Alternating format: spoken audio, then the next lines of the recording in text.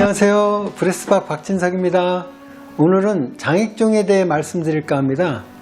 장액종이란 단어부터 설명드려야 되겠네요. 피부 개선 젤에 세럼이라고 하는 것들이 있죠. 의학용어에선 혈장을 세럼이라고 합니다. 혈액을 실린더에 놔두고 이렇게 살펴보면 혈구세포는 무거워서 밑으로 가라앉고 위에 노란 액체가 뜨게 되는데 이를 혈장이라고 하고 몸에 이런 혈장 성분이 고여 있는 것을 장액종이라고 합니다. 실제로 수술하면서 생기는 장액종은 상처에서 나오는 진물 같은 것들이 모였다고 생각하면 됩니다. 이런 진물이 많이 고이게 되면 세균이 2차적으로 오염될 수도 있고요. 보형물 주변에 진물이 많이 있다면 결국 구형구축으로 이어질 가능성이 커서 장액종이 발견된다면 신중하고 과감한 치료가 필요하기도 합니다. 가슴 성형을 하고 난 후 장액종이 고이는 상황은 다양하게 있습니다.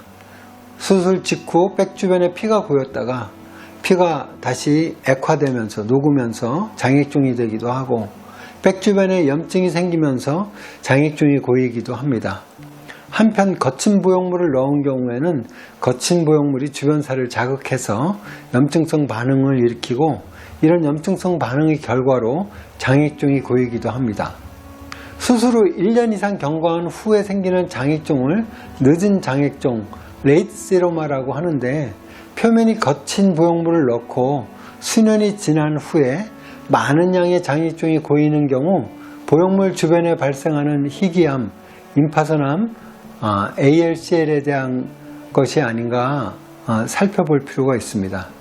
한편 수술 후 피고임 후에 오는 장액종이나 염증 증상을 동반하는 장액종의 경우에 세균 감염 여부를 잘 살피는 것도 중요합니다. 또한 이런 장액종은 구형구축으로 이어지는 경우가 많다고 말씀드렸었죠. 그렇기 때문에 각 상황에 맞게 적절한 조치를 취할 필요가 있습니다. 이때 초음파를 이용해서 백 주변을 잘 살피고 필요시 장액종을 적절히 제거하며 구형구축이 발생하지 않도록 구형구축 예방약도 복용하는 것이 좋겠습니다. 처음 가슴 성형을 하는 경우에 비해서 구축 등으로 재수술을 할 때 피막을 완전히 제거하는 경우에 피막 제거 부위의 상처에서 오랫동안 진물이 나오는 경우가 종종 있습니다. 따라서 피막 대부분을 제거하는 재수술인 경우에 장액 배출을 피하기 위해서 피통, 해모박이라고 하는 피통을 유지해 주거나 피막 제거 후 진물이 이렇게 좀 잦아들 때까지 기다렸다가 보형물을 넣기도 합니다. 제 환자들의 경우 수술 후 1개월 내에 장액종이 고이는 경우는 1% 정도이며 이 경우 조기 발견, 조기 치료를 통해 구형구축 예방을 최우선으로 하고 있습니다.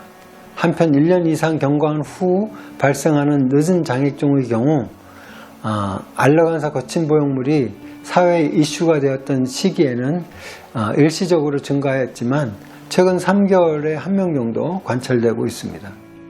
한편 구축 현상이 심하게 발생하여 피막 절제술 후에 회복 기간이 길어지면서 장액종이 오래 지속된 예도 있습니다.